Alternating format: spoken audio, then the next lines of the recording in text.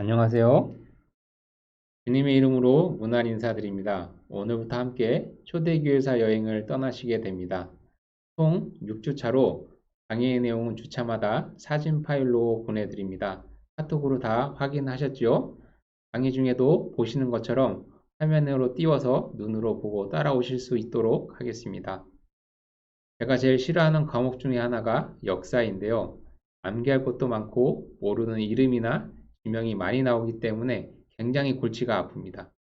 그래서 저는 핵심만을 가지고 최대한 쉽고 간단한 강의로, 또 저는 말을 많이 하면 힘든 사람이기 때문에 강의가 길어지지 않도록 노력하겠습니다. 먼저 교회사가 무엇인지 간단히 소개해 드립니다.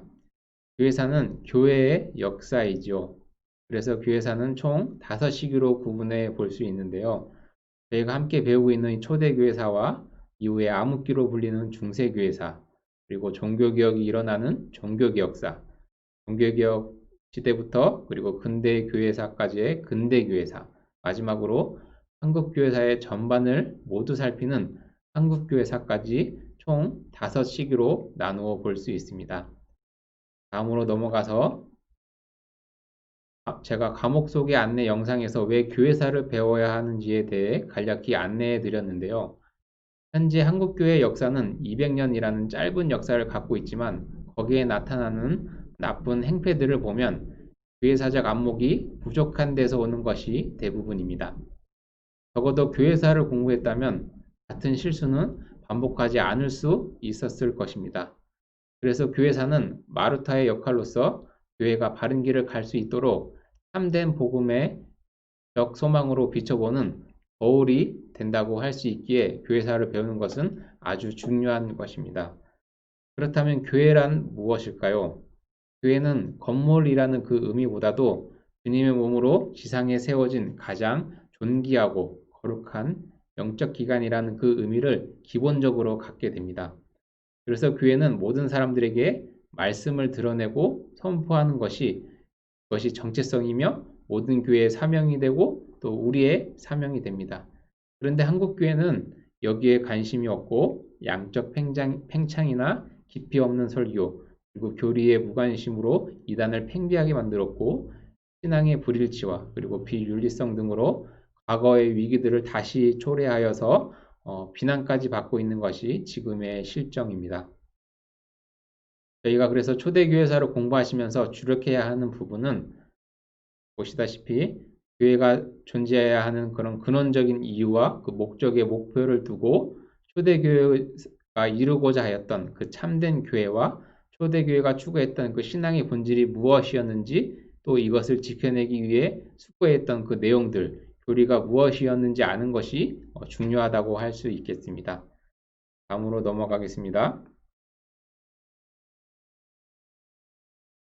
똑같은 성경을 가지고 있는데 해석과 이해는 다르게 나타납니다.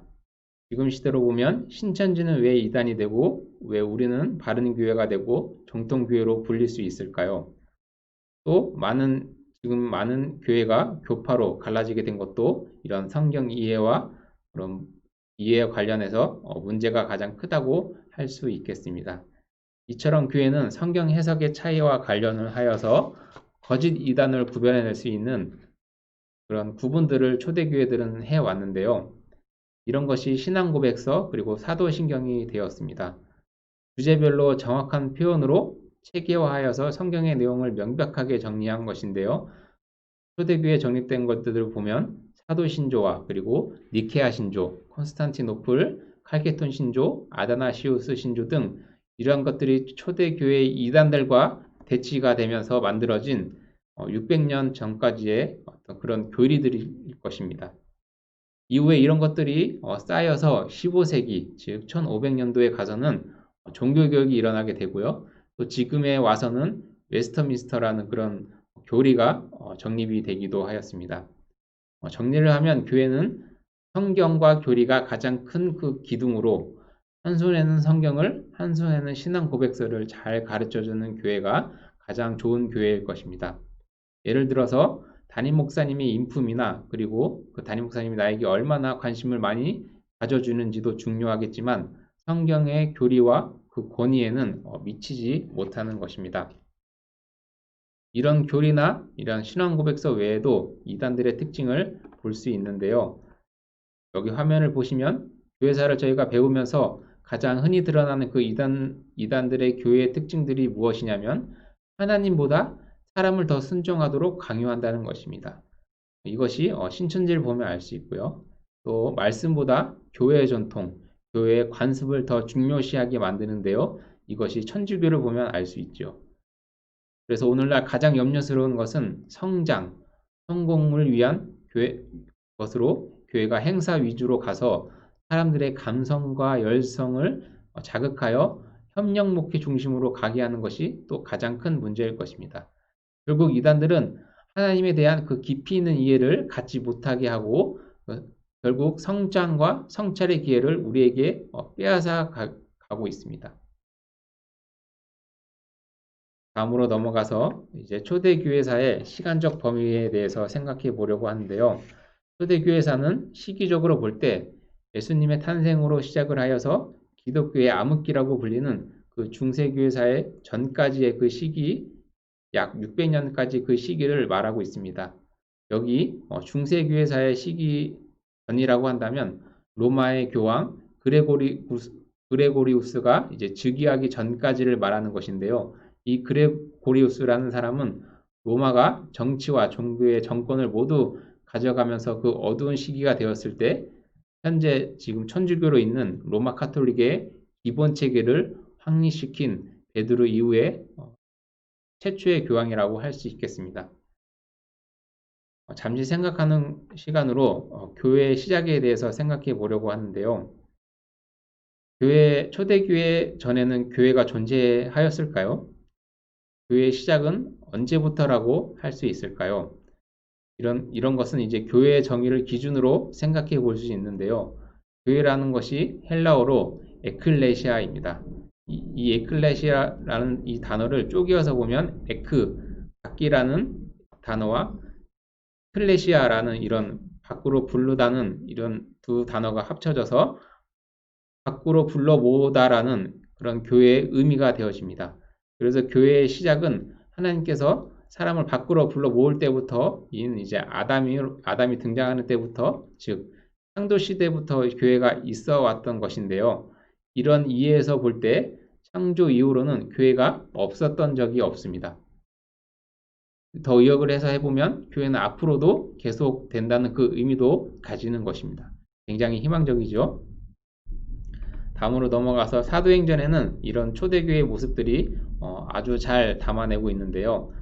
여러분들이 이 내용은 직접 이 내용을 읽어보시면서 정리해 보시기를 바라고요. 끝으로 로마 제국 아래서 복음이 어떻게 전파되었는지 초대교회의 꽃으로 볼 수 있는 핍박, 그 고난의 배경에 대해서 간략히 보시겠는데요. 이 시대를 코로나의 팬데믹 시기라고 한다면 초대교회의 그 시기는 로마 팬데믹 시기라고 할 수 있습니다.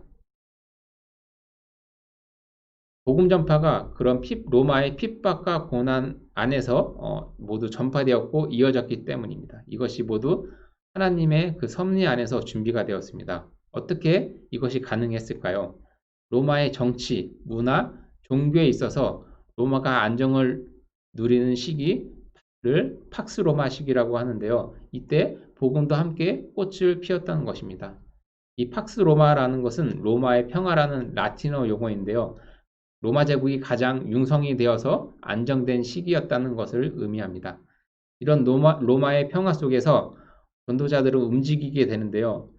아무런 제약이 없었습니다. 왜냐하면 그 로마인들이 도로를 잘 포장해서 깔아놓았기 때문에 아주 쉽고 편리하게 이동을 할 수 있었기 때문입니다.